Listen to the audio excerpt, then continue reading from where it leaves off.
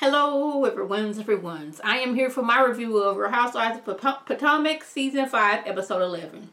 If you're new to my channel, welcome. If you're returning one of my peoples, welcome back. Before I get into this review, I just need to get some things off my chest. I actually recorded a whole review on my phone. Because I was like, ooh, the quality of my new phone, it looks nice. I'm going to try to do that. Went to go upload it to my laptop. Spent 15 minutes. Restarted my computer and everything. And it's like, no, not going to import. So now I got to jump on my camera and get things done. So if I'm a slight irritated, I do apologize for that. And I'm going off of notes that look like chicken scratch because since I was going to be using my phone to record, I wrote things out manually on a piece of paper, and I'm not used to writing things because I'm used to just taking notes on my phone. I'm like looking at my notes like, girl, you really need to slow down and you really need to like get your penmanship under control. Like when I was young, I was getting all kind of awards for penmanship. But now it looks like I got to look on several things one time to realize what it was. I guess, I don't know. So, Karen, she wants Giselle and Ashley to come to like a homecoming ceremony. And in Giselle's head, people out here got straw hats and a little piece of straw hanging out their mouth and, you know, overalls and all that stuff. And that was completely not it. But you know Giselle, how she is, being the shady person that she is. Ashley asked if she can bring Baby Dean on this little excursion with her. Karen says yes, but Ashley was end up able to leave Baby Dean home. She's a little apprehensive because this is like the first time being away from Baby Dean since he's been born. Now, I don't believe that Michael is the one watching Baby Dean. I believe it's either her mama or a babysitter. But, you know, Ashley says that she's cool with Michael staying at home by himself because, you know, she got her post-nuptial. So if he got her cheating, then she get half, she get all, or how much ever was said in the post-nuptials. And to make sure that he not out here cheating, she put a tracker in his booty. Ooh, her words, not mine. And I'm like, so in order to prevent Michael from cheating, you shoved something up his tail? You got on camera and said this. To know where he's at and make sure he's not cheating, let's shove this up his tail. Are the words that came out of Ashley's mouth. Okay. Moving over to Robin and Candace. Robin feels Candace up on what happened at the meeting. Basically, Monique was out here basically happy about what she did, and she's not remorseful for what she did. But Robin is disappointed that Karen didn't show disappointment towards Monique. You was over there almost coddling her.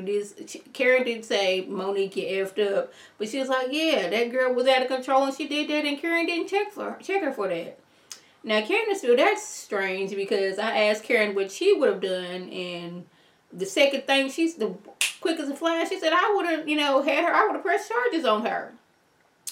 Now, before a few episodes, I'm flustered right now because I'm a little bit mad. Apologize. I was watching reviews and seeing some comments from other people's videos, and they were going on about how it was Candace's fault that she got beat up because she asked Monique would she drag her. Now, if you play back last season, Monique and Candace got into it, and Monique threatened to drag her pregnant and all, and Candace replied with you gonna drag me? You gonna drag me? Fast forward to episode 8, 9-ish.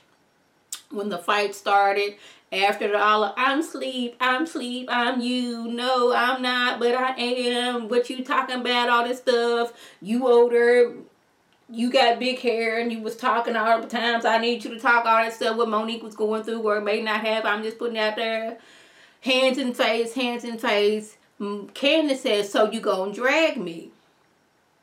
I guess that was when Monique clicked. So a lot of people were like, well, you shouldn't have said you're going to drag me. She was just replying like, you said you're going to drag me before. You're going to drag me down. That's how the fight started. Now, I believe that I don't know if I said this, but I believe Monique has something going on with her, and she's taking all her frustrations out on Candace.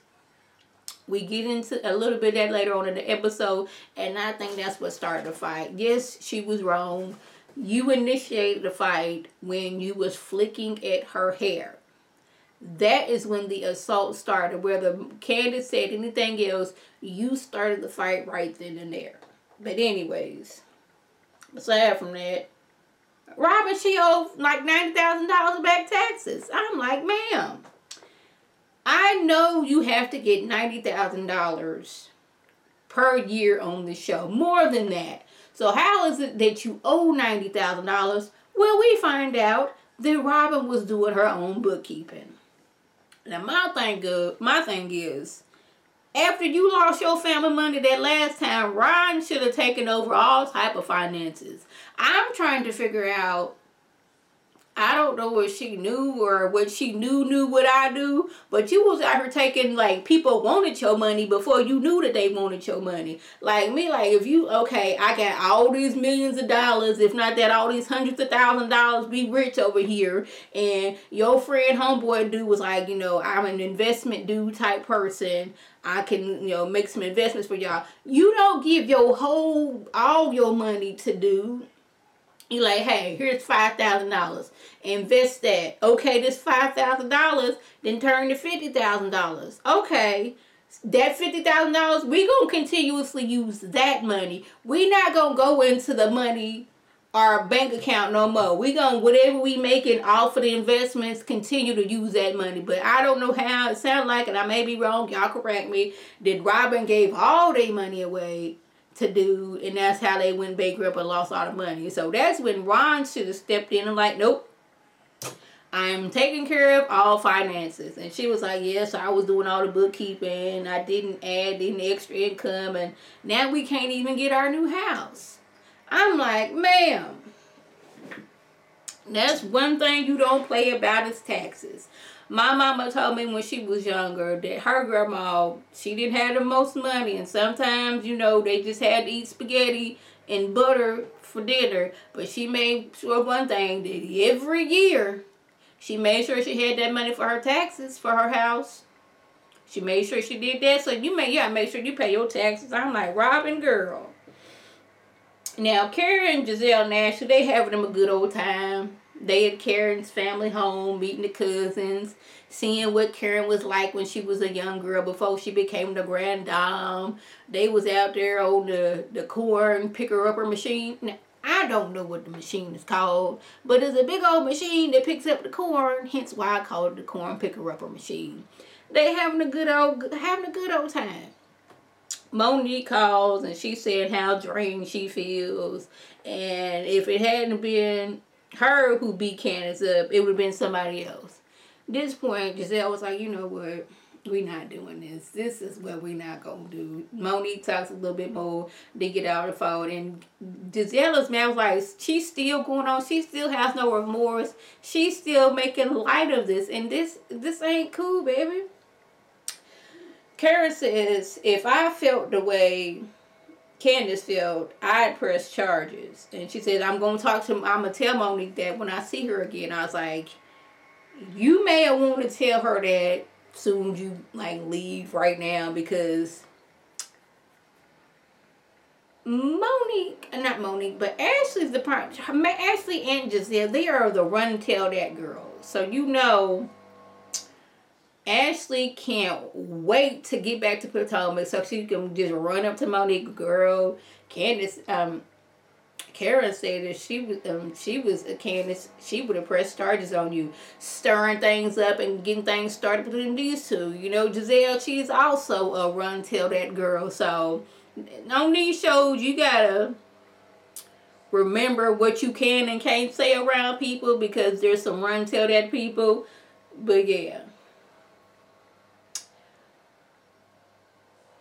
Candace and her mom, Diane, they go looking for dogs. Candace grew up with dogs, but her thing is, her and Chris are on two different, or they're divided on what kind of dog. He wants a big old huge dog. She wants a small dog. Now, I always had like big dogs. My last dog, he was like a Rottweiler or something else, but he got up in age and he passed away. But like his last 2 years of life is like, I don't want to be pet.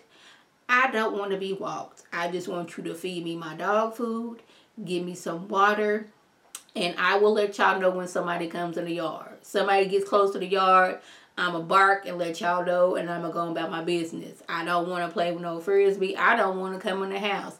I just want to chill, okay? That's the deal we got. You feed me, give me some food and water. I'll let you know who's in the yard. Bam.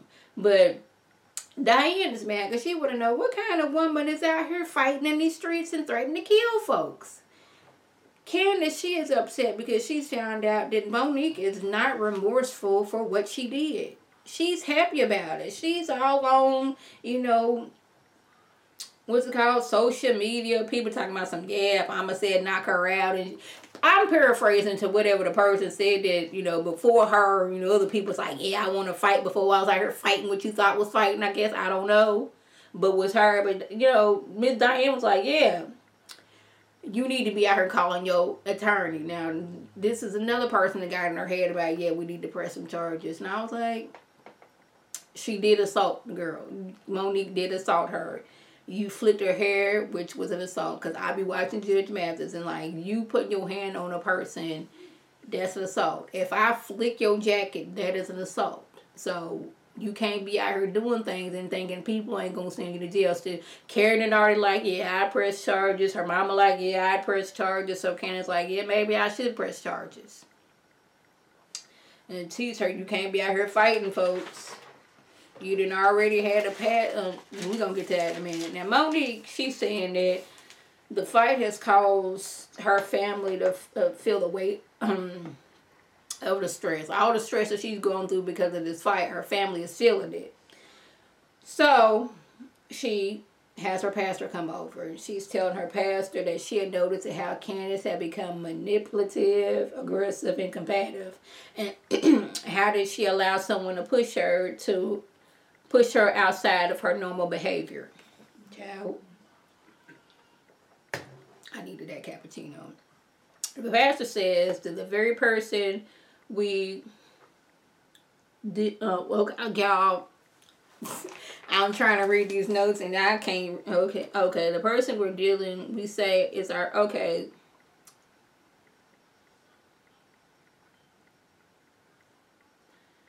I'm trying to read what I'm telling y'all. This look like chicken scratch.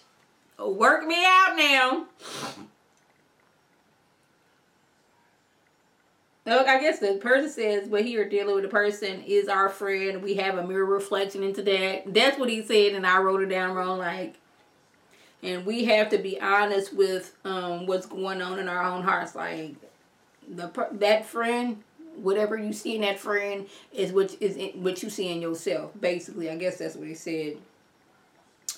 And she was saying how, I'm not that person. He said, when I first met you, you was a fighter because you was bullied as a child. And she admits the fight had nothing to do with Candace. It was the pressure building up inside with her. And I was like, I'm glad that you finally admitted it. But now it seemed like it's too late because you didn't go to your pastor beforehand and he would have gave you this information and advice how to deal with things, and you could have talked to Candace and told her how I'm sorry this had nothing to do with you, and she wouldn't have may have not pressed charges, but she's feeling that you feel that it's funny. You jumped on me, you get on social media, you telling people that I started to fight, now people looking at me sideways.